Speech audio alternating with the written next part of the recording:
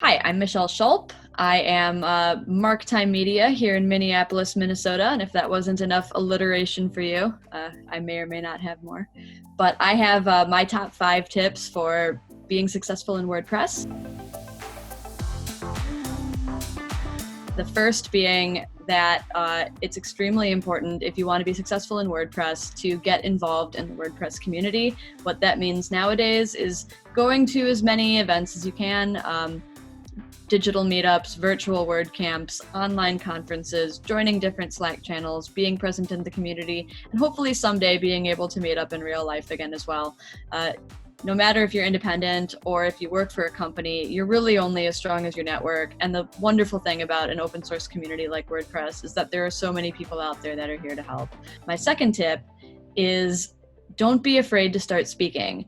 You only need to know about 10% more than somebody else to be able to teach them something. And there's so many things out there that people need to learn.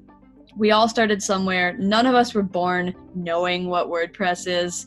We all had to learn from someone. And as we go on, there's more and more that we can teach. So get involved. Speak at one of these virtual events. They'd love to have speakers. And when we can meet in person again, speak at your meetups, speak for a company, do lots of different talks. It's really great to get out there. It helps you learn. It helps the people around you learn.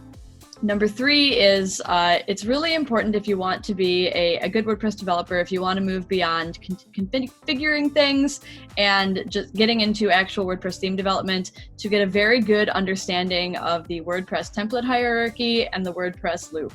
The WordPress template hierarchy and pretty soon the block hierarchy and a bunch of other things coming down the pipeline there is basically the logic that helps power how WordPress templates work, how they load different pages and posts, and how they determine what your theme looks like. Once I understood that, it made a whole lot more sense how to build a theme. The WordPress loop is the logic that tells WordPress which content to be outputting on any given page. Once I understood how the loop worked, it made it a whole lot easier to be able to write custom queries, to be able to call all sorts of different content on the page and display whatever it was that I wanted to display. Those were the 2 major things that I had to learn to become a WordPress developer. Number 4, if you want to become a developer, you really need to adopt a good local environment.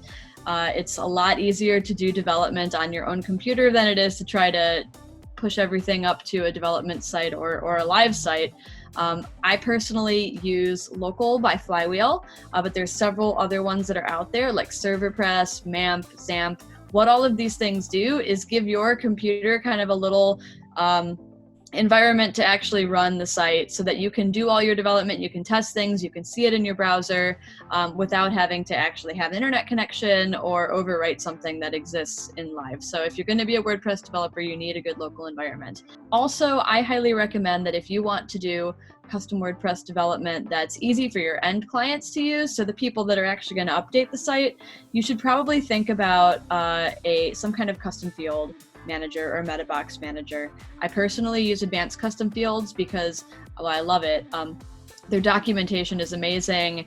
They take care of so much complex functionality without having to know a whole lot of extra code.